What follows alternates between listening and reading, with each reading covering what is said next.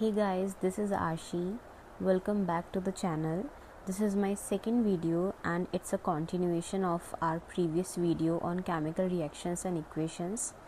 In the last video we understood the basics and today we will move ahead to chemical equations and learn how to write and balance them step by step. So let's get started. Before starting the video, I just want to clarify something that in the last video when I was explaining the topic chemical equations and I was saying कि हमें हर एक chemical reaction जो है वो chemical equations की form में लिखनी होगी instead of writing sentences and paragraphs. तो तब मैंने एक एग्जांपल दिया था समझाने के लिए 2H2 का, ये एग्जांपल दिया था। तो उसमें मैंने ये कहा था कि अगर हम किसी भी केमिकल रिएक्शन को सेंटेंसेस की फॉर्म में लिखेंगे तो ऑब्वियसली उसमें हम लिखेंगे हाइड्रोजन, हम उसमें स्पेलिंग लिखेंगे पूरी हाइड्रोजन। तो लेकिन जब हम उसको सिंबल्स की हेल्प से लिखेंगे, ओके, जब हम उसको इक्वेशन की फॉर्म में लिखेंगे तो हम कुछ इस तरह से लिखेंगे 2H2 या फिर सिंपल H2, हम कुछ इस तरह से लिखेंगे। तो हमें ये केमिकल रिएक्शंस जो हैं वो सेंटेंस और पैराग्राफ में ना लिखकर केमिकल इक्वेशंस की फॉर्म में क्यों लिखने हैं, ताकि उससे हमें पता चले कि हर एक एलिमेंट की कितनी क्वांटिटीज़ इन्वॉल्व हैं। हर एक एलिमेंट की, जैसे एलिमेंट हो गया हाइड्रोजन, इनकी कितनी कितनी क्वांटिटीज़ इन्वॉल्व है, ये हमें केमिकल इक्वेशंस की हेल्प से ही पता चलता है।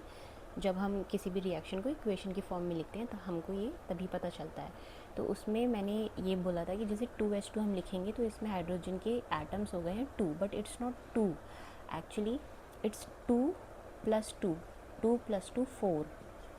तो this is 4 atoms of hydrogen, not 2 atoms of hydrogen. तो मैंने लास्ट वीडियो में गलती से 2 एटम्स ऑफ हाइड्रोजन बोल दिया था।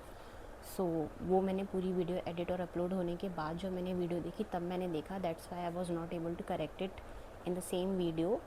सो it's not 2 atoms, it's 4 atoms of hydrogen. यहाँ पे है 2 एटम्स ऑफ हाइड्रोजन, क्योंकि यहाँ पे कुछ भी नहीं लिखा है, प्रीफिक्स में कुछ नहीं लिखा है। So that is why it's 2 atom of hydrogen. लेकिन यहाँ पे प्रीफिक्स में भी 2 है और बाद में भी 2 है। सो 2 + 2 4 एटम्स ऑफ हाइड्रोजन। और यही बैलेंसिंग और calculating the numbers of atoms, ये हम सीखेंगे आज की वीडियो में। तो आज हम इक्वेशंस को बैलेंस करना सीखेंगे। So let's get started. Chemical equations को बैलेंस करना सेकंड स्टेप होता है। फर्स्ट स्टेप होता है ये पता लगाना कि जो हमारी केमिकल इक्वेशन है वो बैलेंस्ड है या नहीं, to find out whether the given chemical equation is balanced और नॉट। अगर वो बैलेंस्ड है तो हमें बैलेंसिंग की ज़रूरत ही नहीं है, और अगर वो अनबैलेंस्ड है, जिसको हम स्केलेटल केमिकल इक्वेशन भी कहते हैं, तो उसको बैलेंस करने की ज़रूरत पड़ती है। तो उसके लिए हम एक एग्ज़ाम्पल लेंगे, हम एग्ज़ाम्पल से समझेंगे। तो हमने एग्ज़ाम्पल लिया है एक्टिविटी 1.3 में से। आपकी जो साइंस की NCERT है उसकी एक्टिविटी 1.3 हमने कल की थी क्लास में, वीडियो में हमने कल एक्टिविटी 1.3 की थी। उसी को हम एज एन एग्ज़ाम्पल लेंगे और इससे हम बैलेंसिंग सीखेंगे। सो एक्टिविटी 1.3 में हमने क्या किया था कि हमने जिंक ग्रैन्यूल्स लिए थे। हम रिकॉल कर लेते हैं उस एक्टिविटी को। हमने जिंक ग्रैन्यूल्स लिए थे, जिंक मेटल के छोटे छोटे पीसीज लिए थे विच आर सॉलिड। उनमें हमने डाइल्यूटेड हाइड्रोक्लोरिक एसिड या फिर सल्फ्यूरिक एसिड, उसको हमने ऐड किया था जिंक ग्रैन्यूल्स में। तो उसमें क्या हुआ था, सल्फ्यूरिक एसिड ऐड करने के बाद हीट इवॉल्व हो रही थी। जो हमारी टेस्ट ट्यूब है, जो हमारा कोनिकल फ्लास्क है, वो गर्म हो रहा था, हीट इवॉल्व हो रही थी। जिंक ग्रैन्यूल्स के चारों तरफ बबल्स, गैस के बबल्स बन रहे थे। So and the gas release was hydrogen. And zinc में जब हम सल्फ्यूरिक एसिड ऐड करते हैं तो जो हमें प्रोडक्ट मिलता है, जो हमें फाइनल प्रोडक्ट मिलता है, वो होता है हमारा जिंक सल्फेट। ये हमको फाइनल प्रोडक्ट हमें मिलता है। ओके, हमें जिंक सल्फेट का एक्वस सॉल्यूशन हमको मिलता है। एंड गैस भी रिलीज़ होती है, गैस इवॉल्व होती है, दैट वाज हाइड्रोजन। ओके, तो ये हमने स्पेलिंग्स की फॉर्म में लिखा है। ओके, यहाँ पे हमने प्रॉपर हर एक मेटल की एलिमेंट की स्पेलिंग्स लिखी हैं। अब हम इसी को जब केमिकल इक्वेशंस में कन्वर्ट करेंगे तो हम वहाँ पे केमिकल फार्मूलाज यूज़ करते हैं। ओके, तो जिंक का केमिकल फार्मूला हो गया है Zn, सल्फ्यूरिक एसिड का हो गया H2SO4, जिंक सल्फेट का हो गया ZnSO4 और हाइड्रोजन का हो गया H2। Okay, Zn is zinc, H2SO4 is sulfuric acid, ZnSO4 is zinc sulfate and H2 is hydrogen. तो ये हमने केमिकल फार्मूलाज यूज़ किए हैं इन मेटल्स के, केमिकल फार्मूलाज हमने शॉर्ट फॉर्म्स यूज़ किए हैं। अब इनकी हेल्प से ये जो केमिकल इक्वेशन आई है इसको हम कंपेयर करेंगे। ओके, ये लेफ़्ट हैंड साइड हमारे रिएक्टेंट्स हो गए, जैसा कि कल हमने क्लास में पढ़ा था। लेफ़्ट हैंड साइड हमारे रिएक्टेंट्स होते हैं और राइट हैंड साइड होते हैं हमारे प्रोडक्ट। तो केमिकल इक्वेशंस में हमें क्या देखना होता है कि हमारे रिएक्टेंट साइड और product side as per law of conservation of mass, जो आपने क्लास 9th में पढ़ा था, matter can neither be created nor destroyed in a chemical reaction. Okay, so आप जो हमारे एलिमेंट्स होते हैं उनके जितने भी एटम्स होते हैं, they can not be either created nor they can be destroyed in a chemical reaction. तो हर एक एलिमेंट के जितने भी एटम्स, जितनी भी क्वांटिटी रिएक्टेंट साइड होगी उतनी ही प्रोडक्ट साइड भी होनी चाहिए, तभी वो एक बैलेंस्ड केमिकल इक्वेशन होगी। ओके, तो ये हमारी रिएक्टेंट साइड है। हमारे जिंक और सल्फ्यूरिक एसिड ये हमारे रिएक्टेंट्स हैं, और इनके रिएक्शन के बाद जो हमको प्रोडक्ट मिल रहा है that is zinc sulphate and hydrogen, ये हमारे प्रोडक्ट्स हैं। तो अब हम इन दोनों साइड को, रिएक्टेंट और प्रोडक्ट साइड का कंपैरिजन स्टार्ट करेंगे to know that whether it is balanced chemical equation और नॉट। सो अब हम कंपैरिजन स्टार्ट करेंगे reactant side and product side का। तो हम एक ऐसे टेबल ड्रॉ करेंगे, and sorry for my writing and drawing, obviously I am not an artist. So हम एक ऐसे टेबल ड्रॉ करेंगे, उसमें हम 3 कॉलम्स बनाएंगे। एक में लिखेंगे एलिमेंट्स, यहाँ पे हम सारे एलिमेंट्स का नेम लिखेंगे, ठीक है। एक कॉलम में number of atoms in reactant side, हमारे राइट हैंड साइड में जो रिएक्टेंट्स होते हैं वहाँ पे उनके हम नंबर ऑफ़ एटम्स लिखेंगे। लेफ़्ट हैंड साइड हमारे जो रिएक्टेंट्स होते हैं उनके हम नंबर ऑफ़ एटम्स लिखेंगे, and number of atoms in the product side.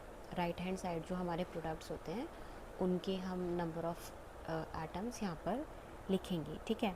तो सबसे पहले हम एक एक करके अपने सारे एलिमेंट्स लिखेंगे।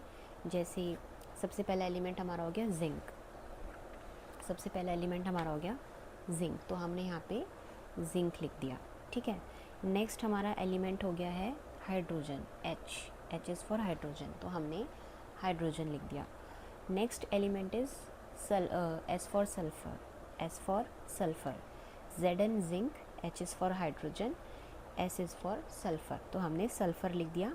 And our last element is O, means oxygen, O for oxygen. Okay, तो हमारी यही 4 एलिमेंट्स हैं। यहाँ पे भी चेक कर लो, Z N zinc, S sulphur, O oxygen and H hydrogen, यही हमारे 4 एलिमेंट्स प्रेजेंट हैं इस केमिकल रिएक्शन में। अब हम उनके नंबर ऑफ़ एटम्स लिखेंगे, लेफ़्ट हैंड साइड यानी reactant side, and right hand side यानी प्रोडक्ट साइड। तो ये जो लेफ़्ट हैंड साइड है हमारी, जो ये रिएक्टेंट साइड है, यहाँ पर जिंक के कितने नंबर ऑफ़ एटम्स हैं? 1, ना कोई प्रीफिक्स है ना कोई सफिक्स है, only zinc, Z N zinc, तो हमारे कितने नंबर ऑफ़ एटम्स हैं? 1। अब right hand side product side में आप जिंक के नंबर ऑफ़ एटम्स देखो, यहाँ पे भी जिंक का ना कोई प्रीफिक्स है ना कोई सफिक्स है, तो यहाँ पे भी नंबर ऑफ़ एटम्स कितने हो गए जिंक के? 1। Next is H, hydrogen. Hydrogen में रिएक्टेंट साइड आप देखो हमारी कितने हैं नंबर ऑफ़ एटम्स? H2 लिखा है, H2, तो इसका मतलब 2 एटम्स ऑफ हाइड्रोजन, H2 लिखा है। प्रीफिक्स कुछ नहीं है लेकिन सफिक्स है 2, सो 2 एटम्स ऑफ हाइड्रोजन। अब प्रोडक्ट साइड देखो, राइट हैंड साइड, यहाँ पे भी क्या लिखा है? H2, कोई प्रीफिक्स नहीं है, ओनली सफिक्स लिखा है 2। प्रीफिक्स होता है पहले, यानी कि जैसे यहाँ पे लिखा है H के पहले जो लिखा होगा वो प्रीफिक्स होगा, जैसे यहाँ लिखा होगा 2H, so this is prefix. और जो सफिक्स होता है वो लास्ट में लिखा होता है, लाइक दिस 2H2। ओके, तो इसमें 2 हो गया, यहाँ पे आगे जो लिखा है दैट इज़ प्रीफिक्स, और ये पीछे वाला हो गया suffix. I don't know video में विजिबल हो गया नहीं, सॉरी। सो प्रीफिक्स होता है जो पहले लिखा होता है, जो पहले लिखा होता है that is prefix.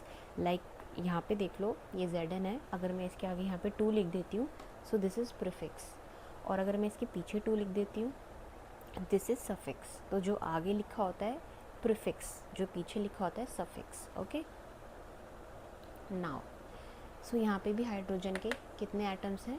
2। Okay, 2 atoms of hydrogen. तो जिंक के तो दोनों तरफ इक्वल हैं और हाइड्रोजन के भी दोनों तरफ इक्वल हैं 2 2।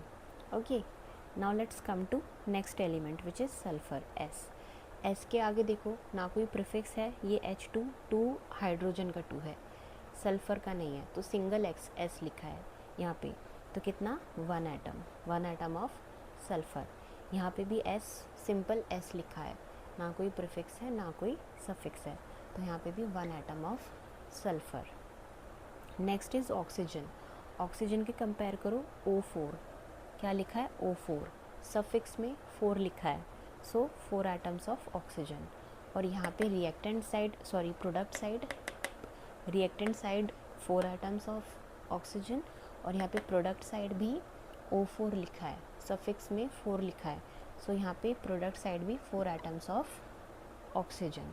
सो reactant side left hand side, product side right hand side, दोनों साइड जब हम कंपेयर करें तो जिंक के दोनों साइड 1 एटम है, हाइड्रोजन के दोनों साइड 2 एटम्स हैं, सल्फ़र के दोनों साइड 1 एटम्स हैं, और ऑक्सीजन के दोनों साइड 4 एटम्स हैं। तो रिएक्टेंट साइड और प्रोडक्ट साइड हर एक एलिमेंट के इक्वल नंबर ऑफ एटम्स हैं, तो इसका मतलब it is a balanced chemical equation, और इसको बैलेंस करने की कोई ज़रूरत नहीं है।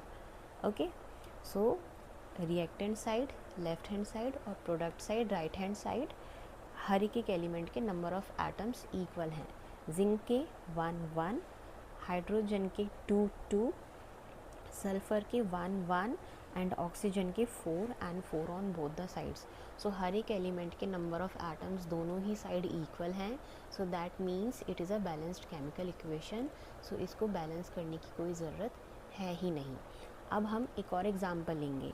अब हम लेंगे एक अनबैलेंस्ड केमिकल इक्वेशन को और फिर हम उसको बैलेंस करेंगे।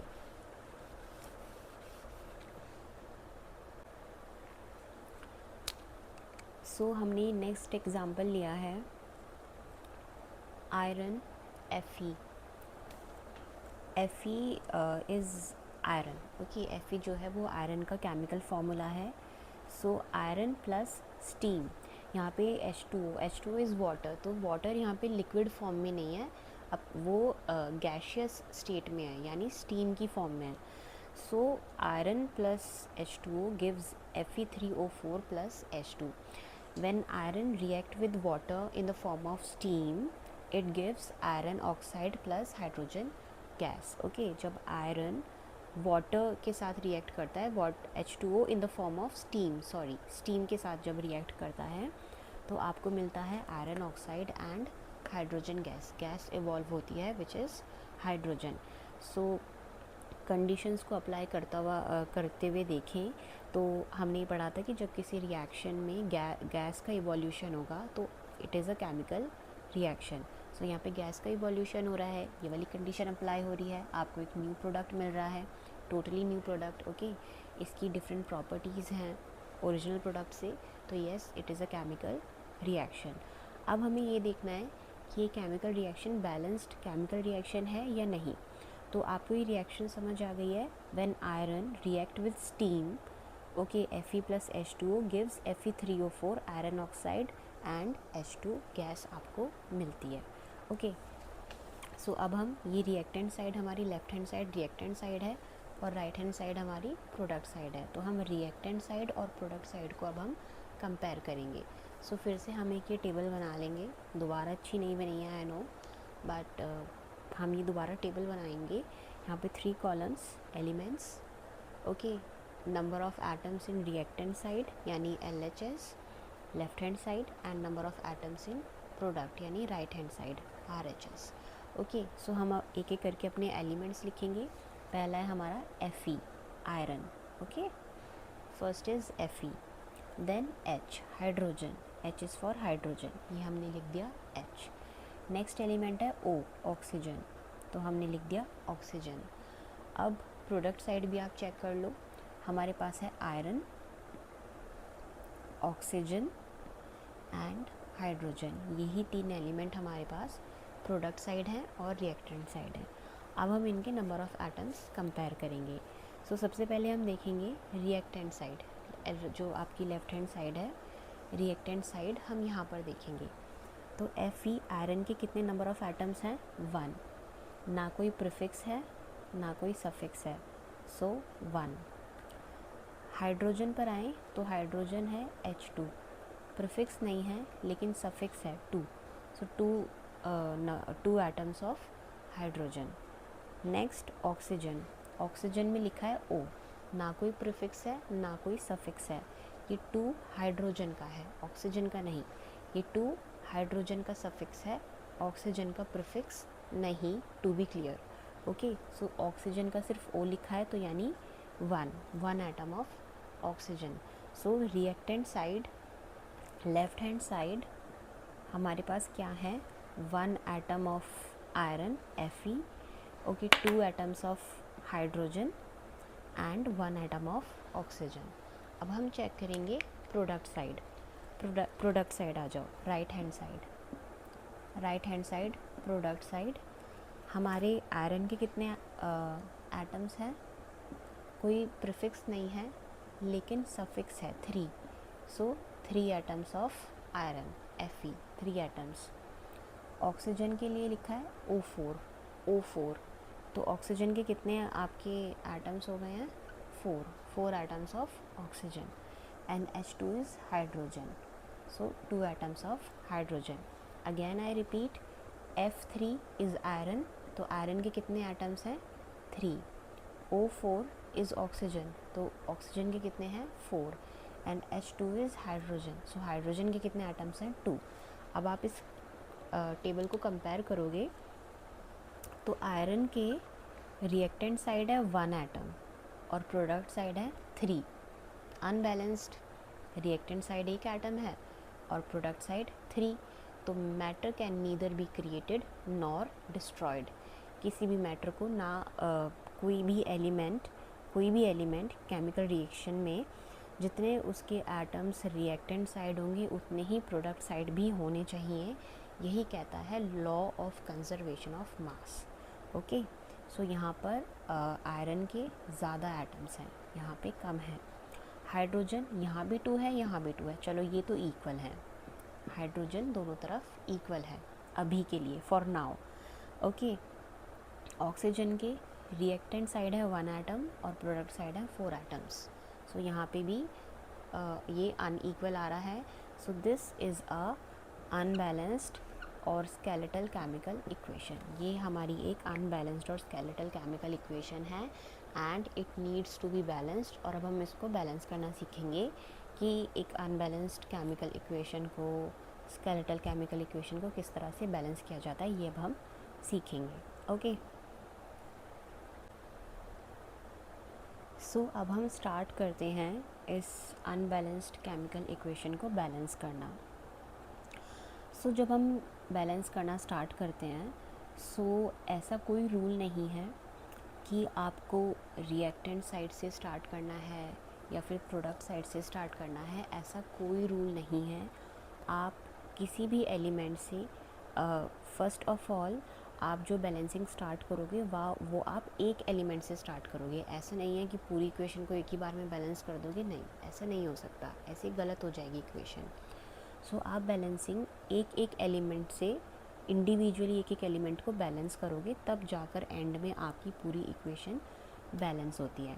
अब वो एलिमेंट कौन सा होगा, तो बेटर होगा आप उस एलिमेंट से स्टार्ट करें जिसके नंबर ऑफ़ एटम्स हाईएस्ट हों, ये बेटर होगा। ओके, वैसे आप किसी से भी कर सकते हैं, लेकिन बेटर होगा कि आप उस एलिमेंट से स्टार्ट करें जिसके नंबर ऑफ़ एटम्स हाईएस्ट हों। ओके, और ये मैटर नहीं करता कि वो एलिमेंट रिएक्टेंट साइड हो या प्रोडक्ट साइड हो, ऐसा कुछ मैटर नहीं करता। आप रिएक्टेंट साइड के एलिमेंट से भी स्टार्ट कर सकते हो और प्रोडक्ट साइड के एलिमेंट से भी बैलेंसिंग स्टार्ट कर सकते हो, ऐसा कोई रूल नहीं है। आई रिपीट, ऐसा बैलेंसिंग का कोई रूल नहीं है कि आपको बैलेंसिंग रिएक्टेंट साइड से ही स्टार्ट करनी है या प्रोडक्ट साइड से ही स्टार्ट करनी है। एंड ऐसा कोई रूल नहीं है कि आपको बैलेंसिंग सबसे पहले वाले एलिमेंट से स्टार्ट करनी है या सबसे लास्ट वाले एलिमेंट से स्टार्ट करनी है, ऐसे कोई रूल्स नहीं हैं। बस एक चीज़ है जो बेटर होगी, वो मैं आपको बता दूं कि बेटर होगा कि आप बैलेंसिंग उस एलिमेंट से स्टार्ट करो जिसके नंबर ऑफ़ एटम्स सबसे ज़्यादा हो। ओके, नंबर ऑफ़ एटम्स सबसे ज़्यादा हो। सो इस केमिकल इक्वेशन में आप ध्यान से देखो, नंबर ऑफ़ एटम्स किस एलिमेंट के सबसे ज़्यादा है। ओके, नंबर ऑफ़ एटम्स किस एलिमेंट के सबसे ज़्यादा है। यहाँ पे आयरन का 1 हो गया, हाइड्रोजन के 2 हो गए, ऑक्सीजन का 1 हो गया। यहाँ पे आयरन के 3 हो गए, ऑक्सीजन के 4 हो गए, हाइड्रोजन के 2 हो गए। सो अगर मैं दोनों साइड कंपैरिजन करूँ तो सबसे ज़्यादा है, हाईएस्ट नंबर ऑफ़ एटम्स हैं ऑक्सीजन के 4, जो है प्रोडक्ट साइड। ओके, जैसा कि मैंने कहा, ये मैटर नहीं करता कि आप रिएक्टेंट साइड से स्टार्ट करो या प्रोडक्ट साइड से, ऐसा कोई रूल नहीं है। आप उस एलिमेंट से स्टार्ट करो जिसके हाईएस्ट नंबर ऑफ़ एटम्स हों, एंड ये मैटर नहीं करता कि वो एलिमेंट रिएक्टेंट साइड का हो या प्रोडक्ट साइड का, किसी भी साइड का हो सकता है। ओके, सो यहाँ पे हाईएस्ट नंबर ऑफ़ एटम्स हैं ऑक्सीजन की, प्रोडक्ट साइड ऑक्सीजन के हाईएस्ट नंबर ऑफ़ एटम्स हैं O4, 4 एटम्स हैं ऑक्सीजन के, यहाँ पे 4 एटम्स है विच इज़ हाईएस्ट। आयरन के 3 हैं, हाइड्रोजन के 2 हैं, सो हाईएस्ट इज़ 4। तो हम ऑक्सीजन से बैलेंसिंग स्टार्ट करेंगे। बैलेंसिंग कैसे करेंगे? अब हम सबसे पहले ऑक्सीजन को ही बैलेंस करेंगे, पूरी केमिकल इक्वेशन को एक बार में बैलेंस नहीं करेंगे, हर एक एक एलिमेंट को इंडिविजुअली हम बैलेंस करेंगे। और हम यहाँ पे स्टार्ट कर रहे हैं ऑक्सीजन से। सो फिर से हमने एक टेबल बनाई, नॉट सो ब्यूटीफुल। यहाँ पे हम फिर से 3 कॉलम्स बनाएंगे। First is number of atoms of oxygen, reactant side, product side. Okay, so initially oxygen के कितने एटम्स हैं, दोनों तरफ हम ये लिखेंगे। तो रिएक्टेंट साइड कितने हैं? 1 है, तो हमने लिख दिया 1। प्रोडक्ट साइड कितने हैं? 4, तो हमने लिख दिया 4। अब बैलेंस करने के लिए हमें दोनों तरफ कितने चाहिए? 4 रिएक्टेंट साइड हो, 4 प्रोडक्ट साइड हो, तो ही बैलेंस हो सकता है। ओके, सो टू बैलेंस हमें क्या करना होगा? प्रोडक्ट साइड तो 4 है ऑलरेडी, हमें रिएक्टेंट साइड एक की जगह 4 एटम्स लाने हैं ऑक्सीजन के, ऑक्सीजन को बैलेंस करने के लिए। तो हम 1 × 4 कर देंगे, 1 का 4 में मल्टीप्लाई कर देंगे, तो हमारे पास कितने आ जाएंगे? 1 × 4 इज़ 4। ओके, तो ऐसा करके हमारे पास रिएक्टेंट साइड भी 4 एलिमेंट्स आ गए ऑक्सीजन के लिए, एंड प्रोडक्ट साइड तो है ही ऑलरेडी 4, तो उसको बैलेंस करने का कुछ करने की ज़रूरत ही नहीं है। ओके, सो मैं दोबारा रिपीट कर देती हूँ। हमने स्टार्ट किया था उस एलिमेंट से जिसके हाईएस्ट नंबर ऑफ़ एटम्स थे। तो in the given example, in the given chemical equation, oxygen के नंबर ऑफ़ एलिमेंट सबसे ज़्यादा थे विच इज़ 4, तो हमने उससे स्टार्ट किया। हमने टेबल बनाई, यहाँ पे number of atoms of oxygen in reactant side and in product side. So initially जो गिवन है, रिएक्टेंट साइड 1 गिवन है और प्रोडक्ट साइड 4 गिवन है। सो बैलेंस करने के लिए हमें रिएक्टेंट साइड भी 4 चाहिए। So to balance we will multiply 1 × 4, तो ऐसे हमें मिल जाएंगे 4 एटम्स ऑफ ऑक्सीजन, और प्रोडक्ट साइड ऑलरेडी 4 हैं, तो अब दोनों तरफ 4 4 हो गए। सो नाउ ऑक्सीजन जो है हमारा वो बैलेंस हो गया है दोनों तरफ। ओके, रिएक्टेंट साइड भी 4 एटम्स आ गए हैं और प्रोडक्ट साइड भी। एक और चीज़, अब हम इसको लिखेंगे कैसे? लिखोगे कैसे? बैलेंस तो कर दिया है, लिखोगे कैसे? तो अब देखो, इसको लिखेंगे कैसे? इसको ऐसे लिखेंगे, यहाँ पे क्या फॉर्मूला था? यहाँ पे तो ऑलरेडी O4 है। Okay, product side already O4 है, तो कुछ करना ही नहीं है।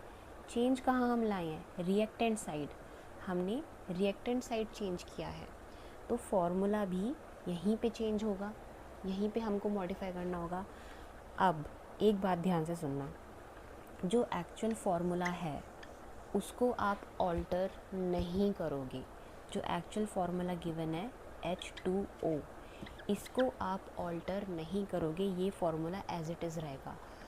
नाउ अब यहाँ पे ऑक्सीजन के 4 एटम्स आ गए हैं, तो यहाँ पे आप ऑक्सीजन के आगे 4 नहीं लिखोगे, हम ऐसे नहीं लिख सकते हैं, हम फार्मूला को ऑल्टर नहीं कर सकते हैं, फार्मूला मॉडिफाई नहीं कर सकते हैं। तो अगर आप ऐसे लिखोगे, H2O के पीछे 4 लगा दिया कि 4 हो गए, तो ये बिल्कुल गलत हो जाएगा। हम कैसे लिखेंगे, ये H2O, ये था आपका ओरिजिनल फार्मूला। ओके, यही था फार्मूला। आप सफिक्स नहीं लगा सकते, आप प्रीफिक्स लगा सकते हो। तो हम क्या करेंगे, आगे 4 लगा देंगे। अब बेसिक मैथ्स, 4 की मल्टीप्लाई इसमें भी होगी हाइड्रोजन में और ऑक्सीजन में भी होगी। तो यहाँ पे ऑक्सीजन का 1 एटम है, जब 4 की मल्टीप्लाई ऑक्सीजन में होगी तो ये कितना हो जाएगा, 4 हो जाएगा। तो 4 एटम्स ऑफ ऑक्सीजन हो जाएंगे। नोट, ये बहुत इम्पॉर्टेंट पॉइंट है, इसको याद रखना। ये आपको बैलेंसिंग में बहुत हेल्प करेगा। इनफैक्ट ये कह लो कि बैलेंसिंग का ब्रह्मास्त्र यही है। Okay, so to equalize the number of atoms, it must be remembered that we cannot alter the formula of the compound or element involved in the reaction. Balance करने के लिए और इक्वलाइज करने के लिए नंबर ऑफ एटम्स, आप जो given formula है, ओरिजिनल फार्मूला है किसी भी कंपाउंड का, एलिमेंट का, उसको आप ऑल्टर नहीं कर सकते। ओके, वो फार्मूला एज इट इज़ रहेगा।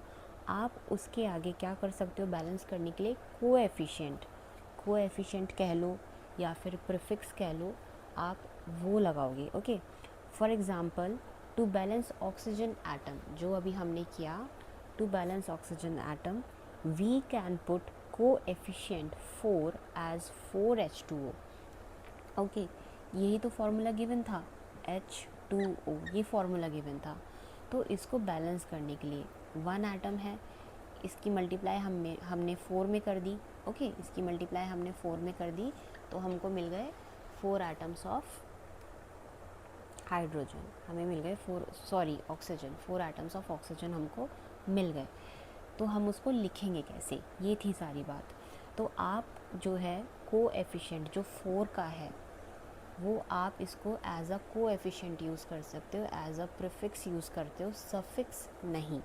ओके, तो आप इसको कैसे लिखोगे, 4H2O, कैसे लिखोगे, 4H2O एंड नॉट H2O4 और H2O होल 4, ऐसे आप नहीं लिख सकते। ओके, ऐसे आप बिल्कुल नहीं लिख सकते। ये जो फार्मूला है H2O, ये एज इट इज़ रहेगा, ये फार्मूला ऑल्टर नहीं होगा, चेंज नहीं होगा। ना आप H2O के पीछे सफिक्स का 4 लगा सकते हो और ना ही आप इसको ब्रैकेट में करके ऐसे 4 लिख सकते हो, ऐसे नहीं करना है। Okay, this is wrong, this is wrong, this is the right way to write down the formula without altering the original formula. यहाँ पे देखो, ओरिजिनल फार्मूला ऐसा का ऐसा ही है, उसके साथ हमने कोई छेड़छाड़ नहीं किया, छेड़छाड़ वॉटएवर हमने कुछ नहीं किया है। हमने उसके आगे जस्ट एक कोएफिशिएंट लगा दिया है, या फिर प्रीफिक्स कह लो, सॉरी, स्लिप ऑफ टंग हो जाता है, सॉरी। तो कोएफिशिएंट हमने 4 लगा दिया है, तो ये हमारा हो गया है। अब ये हमारा बन गया एक formula, I mean without altering the original formula. ऐसे आप बैलेंस करोगे, ठीक है। नाउ बेसिक मैथ्स है, देखो ये कैसे काम करता है। जैसे H2O गिवन था हमारी रिएक्शन में, H2O गिवन था। ओके, तो हमने उसके आगे लगा दिया प्रीफिक्स 4। सो सिंपल मैथ्स है, ये 4 की मल्टीप्लाई हाइड्रोजन में भी होगी और 4 की मल्टीप्लाई ऑक्सीजन में भी होगी, ठीक है। ये ब्रैकेट आपको लगाना नहीं है, ये सिर्फ समझाने के लिए। ओके, हटा देती हूँ। सो 4 की मल्टीप्लाई हाइड्रोजन में भी होगी और ऑक्सीजन में भी होगी। तो ऑक्सीजन का 1 है, यहाँ पे एटम 1 है, तो 4 की मल्टीप्लाई जब ऑक्सीजन में होगी तो 1 इंटू 4 इज़ 4। तो आपके ऑक्सीजन के कितने बन जाएंगे, 4 एटम्स। ओके, हाँ, यहाँ पे ट्विस्ट ये है कि 4 की मल्टीप्लाई ऑक्सीजन में तो होगी, लेकिन 4 की मल्टीप्लाई हाइड्रोजन में भी तो हो रही है। हाइड्रोजन की ऑलरेडी कितने एटम्स गिवन है, 2 atoms of hydrogen are already given in the equation, और उसकी मल्टीप्लाई 4, उसके आगे प्रीफिक्स भी है 4। तो अब हाइड्रोजन के कितने एटम्स हो जाएंगे, 4 इंटू 2, 4 2 ज़ा 8 एटम्स ऑफ हाइड्रोजन अब आपको मिल चुके हैं। ओके, कितने एटम्स मिल गए आपको हाइड्रोजन के, 8 atoms of hydrogen. Okay, so now let's get back to the formula. वापस फार्मूला पे आ जाओ, कहाँ पे थे हम,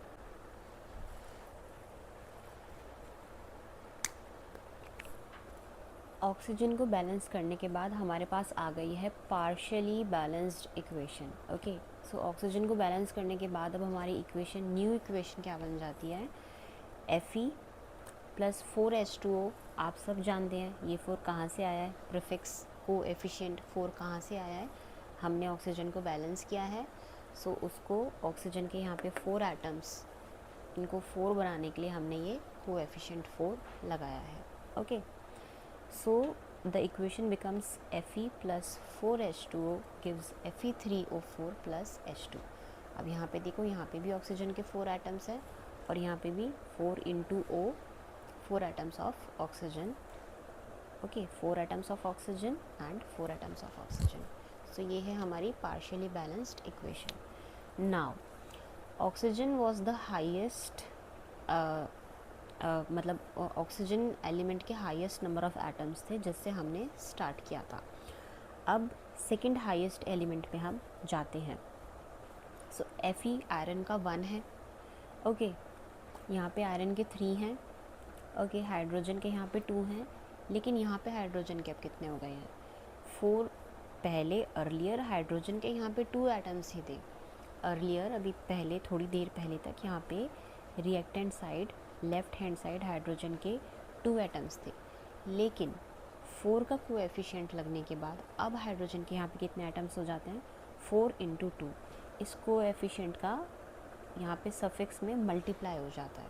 ओके, इनका मल्टीप्लाई हो जाता है, तो ये क्या बन जाता है, 4 into 2 8। अब यहाँ पे कितने हो गए हैं, रिएक्टेंट साइड हाइड्रोजन के कितने एटम्स हो गए हैं, 8। So the second highest number of atoms is 8, hydrogen 8। और प्रोडक्ट साइड कितने हैं, 2, H2। H2 में कोई प्रीफिक्स तो है नहीं, कोई कोएफिशिएंट तो है नहीं, सफिक्स है 2। सो कितने हैं, 2। तो अब हम हाइड्रोजन को बैलेंस करेंगे। ओके, सो हम बैलेंस कैसे करेंगे, फिर से हम एक टेबल बनाएंगे। जिस दिन मैं ये टेबल अच्छी बनानी सीख जाऊँगी उस दिन मैं एक आर्ट चैनल अलग से खोलूँगी। सो हम दोबारा से टेबल बनाएंगे, atoms of hydrogen in reactant side and in product side. Reactant side is left hand side LHS, product side is right hand side RHS. Okay, इस एरो का लेफ्ट, एरो का राइट। सो इनिशियली हाइड्रोजन के कितने atoms हैं, 8।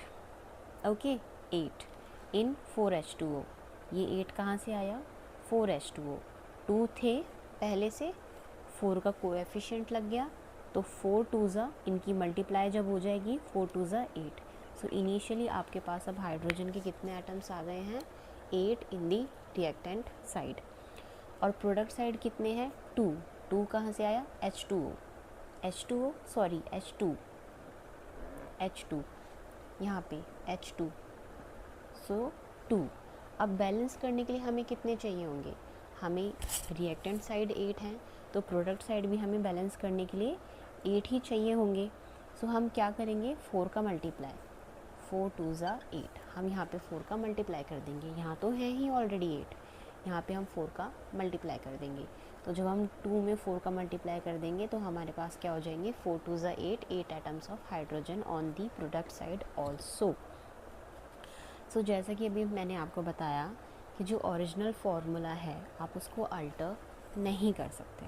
Okay, original formula क्या है, H2, तो आप इसको अल्टर तो नहीं कर सकते हो।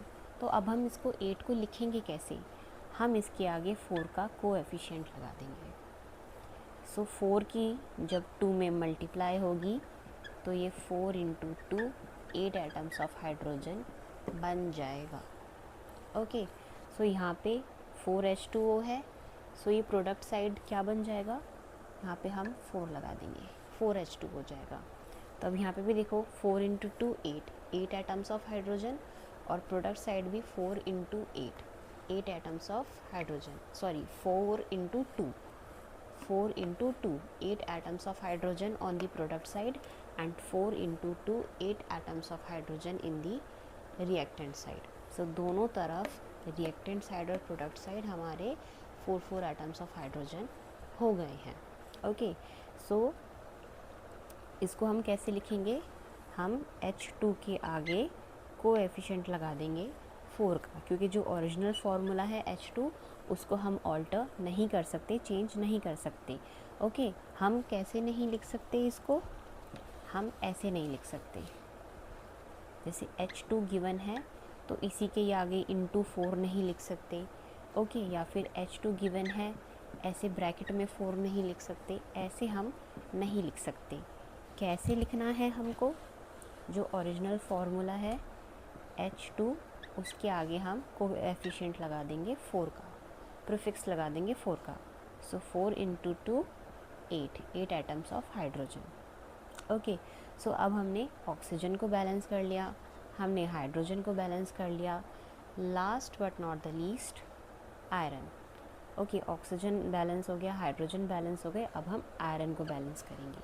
आयरन को बैलेंस करने के बाद हमें मिल जाएगी fully balanced chemical equation. Okay,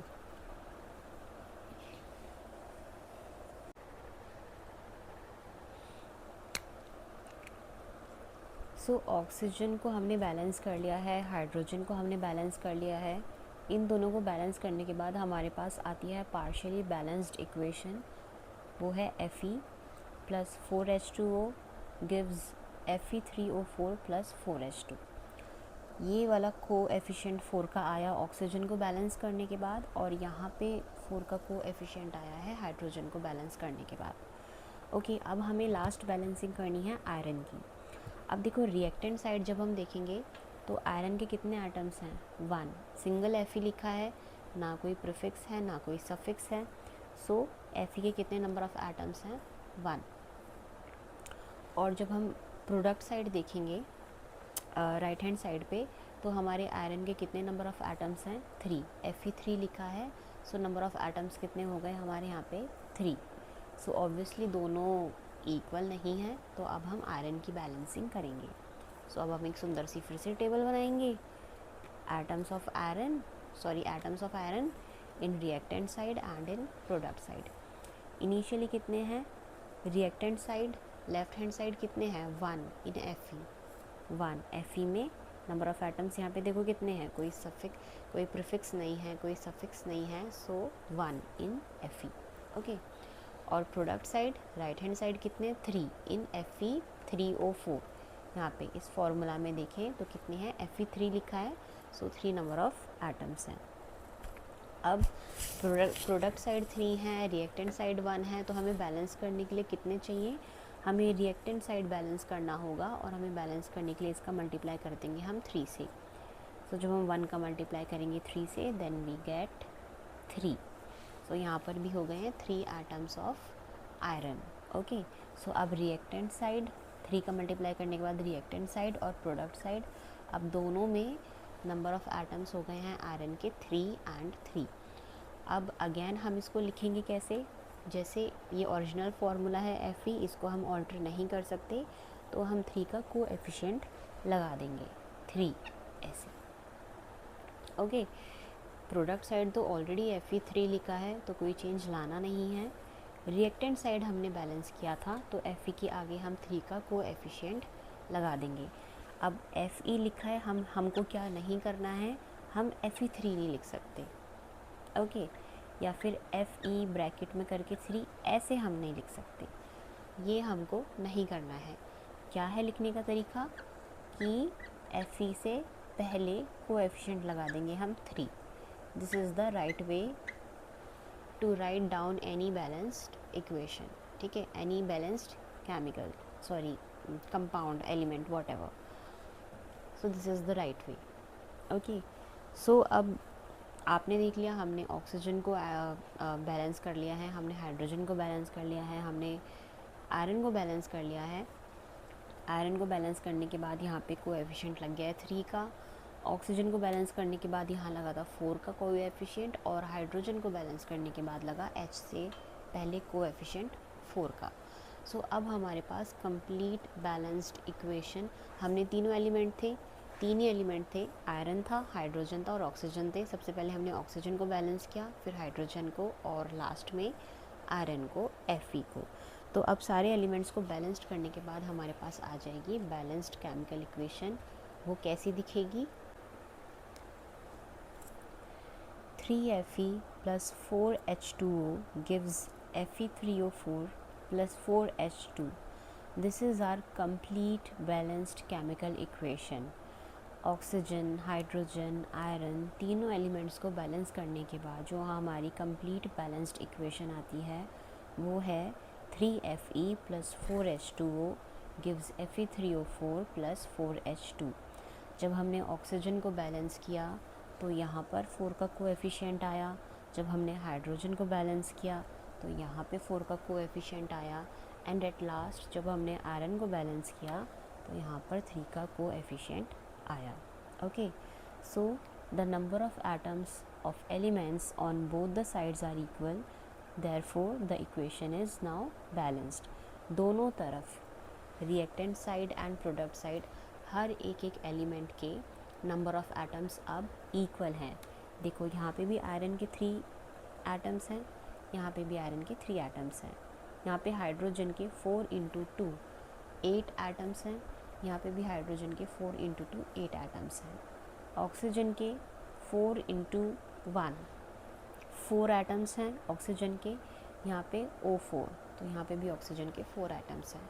so reactant side यानी left hand side and product side यानी राइट हैंड साइड हर एक एलिमेंट के नंबर ऑफ एटम्स इक्वल हैं, therefore it is a balanced chemical equation. Okay, this method of balancing chemical equation is called hit and trial method. इस method को हम hit and trial method कहते हैं. Hit and trial method क्यों कहते हैं? As we make trials to balance the equations by using the smallest whole number coefficient. इसको hit and trial method इसलिए कहा गया है क्योंकि हम smallest whole number coefficient use करते हैं, लाइक दिस 4 3 4. सो इस तरह से हम होल नंबर को एज अ कोएफिशिएंट यूज़ करते हैं. स्मॉलेस्ट यानी छोटी क्वांटिटी, ऐसा नहीं है एकदम से हम यहाँ लिख देंगे 12 15, वो भी लिखेंगे जहाँ नेसेसरी होगा वो भी लिखेंगे. सो इस मेथड को हिट एंड ट्रायल कहा जाता है क्योंकि हम होल नंबर को एज अ कोएफिशिएंट यूज़ करते हैं, एज अ प्रीफिक्स यूज़ करते हैं to balance the elements on both the reactant and product side. Okay, so इस तरह से आप केमिकल इक्वेशंस को बैलेंस कर सकते हैं. नाउ अब मैं आपको एक टास्क दूंगी, मैं आपको एक अनबैलेंस्ड केमिकल इक्वेशन दूंगी, and in the next class आप मुझको कमेंट्स में बताएंगे या फिर इसी वीडियो के कमेंट्स में उसको बैलेंस करके आप लोग दिखाओगे. Okay, this is the question of the day. Na plus Cl gives NaCl. So Na है सोडियम का chemical formula, Cl2 is chlorine, okay, and NaCl is sodium chloride. So when sodium react with chlorine, it gives sodium chloride. So Na plus Cl2 gives NaCl. So this is an unbalanced chemical equation. So इसको आपको balance करना होगा और आप बताओगे इसका answer comment section में कि इसका आंसर क्या होगा, मतलब जो बैलेंस्ड केमिकल इक्वेशन होगी वो क्या होगी, वो आप कमेंट सेक्शन में बताओगे. So that's it for today's video. We have learned about chemical equations and how to balance them step by step. I hope this made the topic clear for you. If you found this helpful, don't forget to like the video and subscribe to the channel for more such content. See you in the next video.